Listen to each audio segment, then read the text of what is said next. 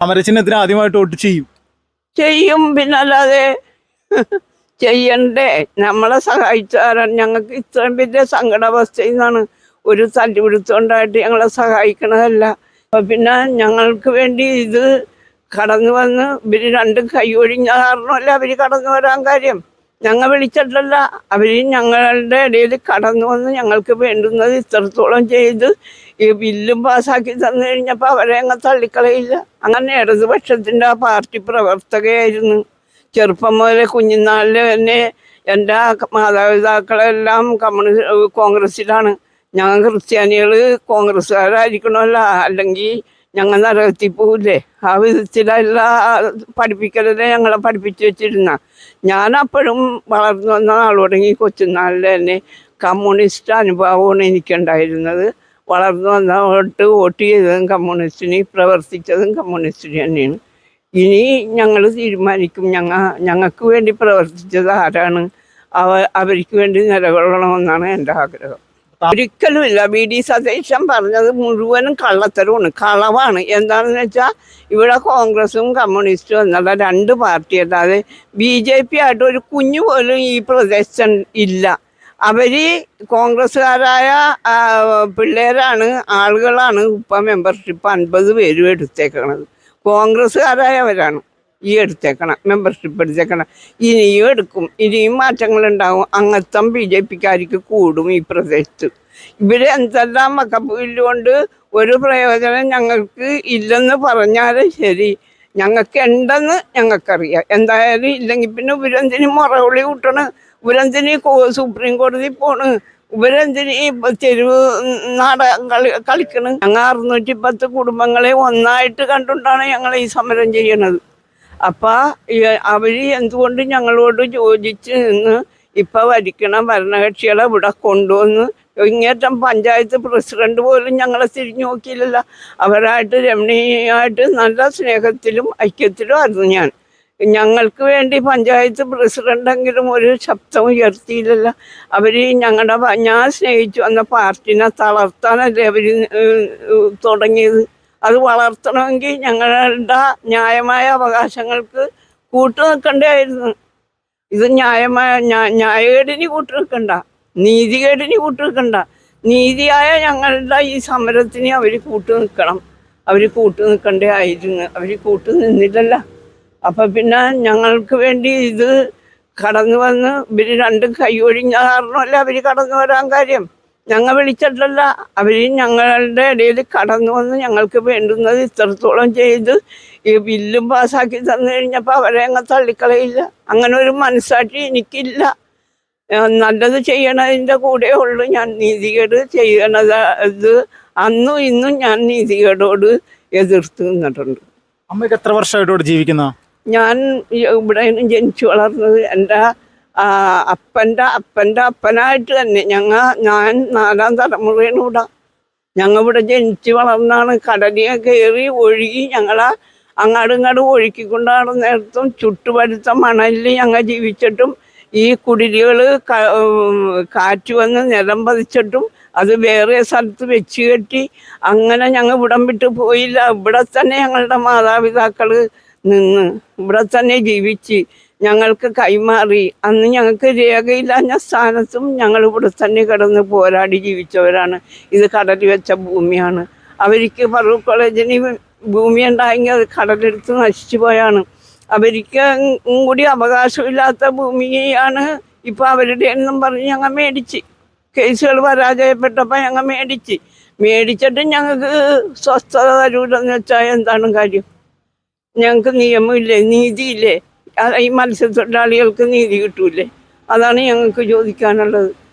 ഒരു നിയമത്തിനെയും ഒരു നീതിയും ഈ ഭൂമിയിൽ ഇന്ത്യക്ക് സ്വാതന്ത്ര്യം കിട്ടിയ നിയമങ്ങൾ വന്നിട്ടും ഞങ്ങൾക്ക് മാത്രം നീതി കിട്ടൂല. ഈ മുനമ്പൻ ജനതക്ക്, ദാരിദ്ര്യരേഖക്ക് താഴെ താമസിക്കുന്ന ഈ ഞങ്ങൾക്ക് മത്സ്യത്തൊഴിലാളികളായ ഞങ്ങൾക്ക് നീതി കിട്ടൂലെന്ന് വെച്ചാൽ ഞങ്ങൾ സമരം ചെയ്യണ്ടേ? നീതി കിട്ടണവരെയും സമരം ചെയ്യും, അത്രയേ ഉള്ളൂ. ഇപ്പോൾ പിണറായി വിജയൻ ഉണ്ടല്ലോ, നമ്മുടെ മുഖ്യമന്ത്രി, അദ്ദേഹത്തിന്റെ ചില പ്രസ്താവനകളൊക്കെ നിങ്ങളെ വേദനിപ്പിച്ചിട്ടുണ്ടായിരുന്നു ആദ്യ സമയം മുതൽക്ക്? വേദനിപ്പിച്ചിട്ടുണ്ടായിരുന്നു. പ്രസ്താവനകൾ വേദനിപ്പിച്ചിട്ടുണ്ടായിരുന്നു. അദ്ദേഹം ഞങ്ങൾക്ക് വേണ്ടി ഇത് തീർക്കാനാണെങ്കിൽ ഞങ്ങൾക്ക് ഇന്ന് ഈ സമരം ഇവിടെ ഇരിക്കേണ്ട വരില്ലാഞ്ഞു.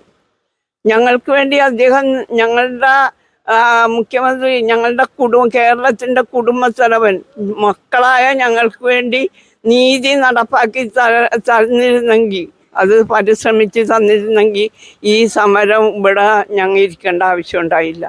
ഞങ്ങൾക്ക് എന്തുകൊണ്ട് ഞങ്ങൾ അദ്ദേഹത്തിൻ്റെ ആദ്യം ചെന്നത് MLA കൂട്ടി അദ്ദേഹത്തിൻ്റെ ചെന്ന് ഞങ്ങളുടെ ഇവിടുത്തെ അവസ്ഥയെല്ലാം രേഖകളും എല്ലാം കൊടുത്ത് എത്രയോ പ്രാവശ്യം അദ്ദേഹം പ്രധാനമന്ത്രിയുടെ പോയി ഞങ്ങൾക്ക് വേണ്ടി ഒരു വാക്ക് അവിടെ അവതരിപ്പിച്ചില്ലല്ല, പറഞ്ഞില്ലല്ല, ഞങ്ങൾക്ക് വേണ്ടി സ്വരം ഉയർത്തിയില്ലല്ല. എന്തുകൊണ്ട് ഉയർത്തിയില്ല? ഇപ്പോഴല്ലേ കമ്മീഷനെ അദ്ദേഹം വെച്ചത്.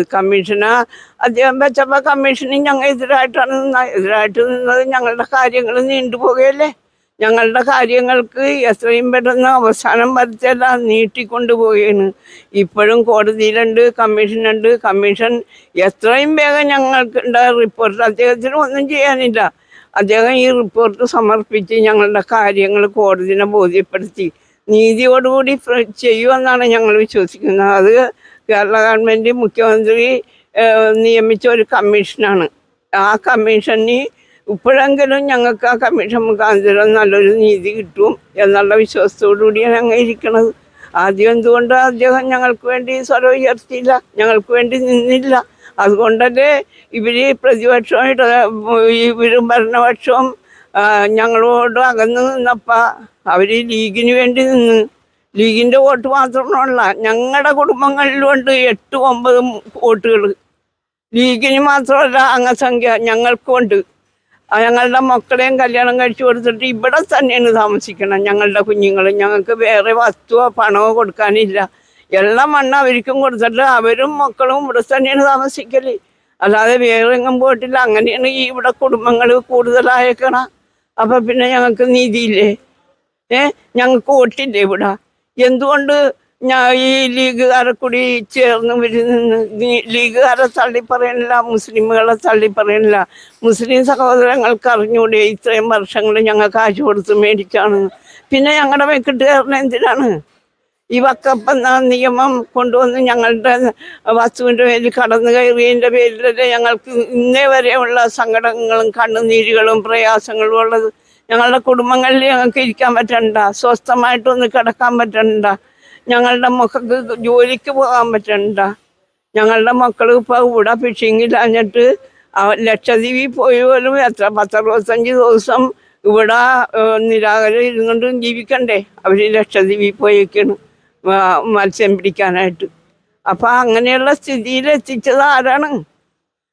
ഞങ്ങൾക്ക് നീതി കിട്ടാതെ വന്നത് ആരാണ്? ഞങ്ങളുടെ മേലിൽ ഇത്രയും കടന്നുകയറ്റം ഉണ്ടായപ്പോൾ ഈ വില്ലേജുകാരും അവർക്ക് ലെറ്റർ വന്നപ്പോൾ താലൂക്കിലും മുസ്ലിമുകൾ ലെറ്റർ കൊണ്ടുവന്ന് കൊടുത്തപ്പോൾ ഇത് അവർ ഇത്രയും നാളും അനുഭവിച്ച ഭൂമിയാണെന്നും പറഞ്ഞ് ഇവർ മറുത്ത് ലെറ്റർ കൊടുക്കാൻ എന്തേ? ഞങ്ങളിപ്പോൾ ചെയ്യേണ്ടത് എന്താണെന്നറിയാമോ? ഞങ്ങൾ ഇവരെയൊക്കെ പ്രതിയേർത്ത് കേസ് കൊടുക്കണം, ഞങ്ങൾക്ക് നഷ്ടപരിഹാരം കിട്ടണം. ആ വിധത്തിലോട്ടാണ് ഞങ്ങളെ എത്തിച്ചേക്കണം. ഞങ്ങളുടെ കുടുംബങ്ങളൊക്കെ പട്ടിണിയല്ലേ. ഇപ്പോൾ 10 മിനിറ്റ് കൊണ്ട് ഈ ഒരു വിഷയം പരിഹരിക്കാമെന്ന് VD സതീശൻ പ്രതിപക്ഷ നേതാവ് ഇവിടെ വന്ന് പറഞ്ഞതല്ലേ? അമ്മ ഉണ്ടായിരുന്നല്ലോ, നമ്മുടെ മുന്നിൽ വെച്ചാണല്ലോ പറഞ്ഞത്. എൻ്റെ മുമ്പിൽ വെച്ചാണ് പറഞ്ഞത്. 10 മിനിറ്റ് കൊണ്ട് പരിഹരിക്കാൻ ഈ മുഖ്യമന്ത്രി വിചാരിച്ച 10 മിനിറ്റ് കൊണ്ട് പരിഹരിക്കാവുന്ന പ്രശ്നമാണെന്ന് VD സതീശൻ പറഞ്ഞു. ഇത് വക്കപ്പല്ലെന്ന് ഞങ്ങളോട് പറഞ്ഞു. ഇവിടെ നിന്ന് പുറത്തിറങ്ങിക്കഴിഞ്ഞുകൊണ്ട് ഇത് വക്കപ്പാണെന്നും പറഞ്ഞു. തീർന്നില്ലേ കാര്യം? പടിക്ക് പുറത്തിറങ്ങിക്കൊണ്ട് ഇത് വക്കപ്പാണെന്ന് കോൺഗ്രസ്സുകാർ പറഞ്ഞ് ഇവിടെ വരുമ്പോൾ ഞങ്ങളോട് പറയും വക്കപ്പല്ലെന്ന്. എന്താണ് ഞങ്ങൾ പൊട്ടന്മാരാ അല്ലെങ്കിൽ ഞങ്ങളെ ഭ്രാന്തന്മാരാക്കണം? ഞങ്ങൾ ബുദ്ധിയില്ലാത്ത കഴുതകളാണ് ഇവിടെ ഉള്ളത്. എന്താണ് ഇവരുടെ ഉദ്ദേശം? ഈ കുറച്ച് അറിവും പഠിപ്പും ഞങ്ങൾ മുഖാന്തരം വലിയ സ്ഥാനത്തൊക്കെ എത്തിയ ആള് MP ആയാലും ഈ VD സതീശനായാലും ഞങ്ങളുടെ മുഖ്യമന്ത്രി ആയാലും ജനമാണ് ഗവൺമെൻറ്. ജനമില്ലെങ്കിൽ അങ്ങനെ ഗവൺമെൻറ് ഉണ്ടാവും? ഈ ജനങ്ങൾ വോട്ട് ചെയ്ത് വിജയിപ്പിച്ച് ഓരോ സ്ഥാനങ്ങളിൽ എത്തിക്കഴിയുമ്പോൾ ജനങ്ങളോട് അനീതിയാണ് കാണിക്കണം. പാവപ്പെട്ടവരോട് ഈ പാവപ്പെട്ടവരോട് നീതി കാണിക്കുക. അപ്പം നീതിയുടെ വശത്ത് ഞങ്ങൾ ഉണ്ടാവും. അനീതി കാണിക്കുമ്പോൾ അതിനെ എതിർത്തും ഞങ്ങൾ നിൽക്കും. അപ്പോൾ അമ്മ, അവസാനമായിട്ട് ഈ VD സതീശൻ ഈ ബില്ല് പാസ്സായതിനു ശേഷം ഒരു പ്രസ്താവന നടത്തിയിരുന്നു. ഇവിടെ കുറേ ആളുകൾ ഇവിടെ BJP-യിലേക്ക് അംഗത്വം എടുത്തു വന്നിരുന്നു. അപ്പോൾ ഇവരൊക്കെ ആദ്യ കാലഘട്ടം മുതലേ BJP-ക്കാരാണ് എന്നുള്ളൊരു പ്രസ്താവന ആൾ നടത്തി. അവർ വീണ്ടും രണ്ടാമത് BJP-യിൽ ചേർന്നാന്ന് പറഞ്ഞു. അമ്മയുടെ അറിവിൽ അങ്ങനെ ആരെങ്കിലും ഇവിടെ BJP-ക്കാരുണ്ടോ? ഒരിക്കലുമില്ല. VD സതീശൻ പറഞ്ഞത് മുഴുവനും കള്ളത്തരമാണ്, കളവാണ്. എന്താണെന്ന് വെച്ചാൽ ഇവിടെ കോൺഗ്രസും കമ്മ്യൂണിസ്റ്റും എന്നുള്ള രണ്ട് പാർട്ടി അല്ലാതെ BJP ആയിട്ട് ഒരു കുഞ്ഞു പോലും ഈ പ്രദേശം ഇല്ല. അവർ കോൺഗ്രസ്സുകാരായ പിള്ളേരാണ്, ആളുകളാണ് ഇപ്പം മെമ്പർഷിപ്പ് 50 പേരും എടുത്തേക്കണത്. കോൺഗ്രസ്സുകാരായവരാണ് ഈ മെമ്പർഷിപ്പ് എടുത്തേക്കണം.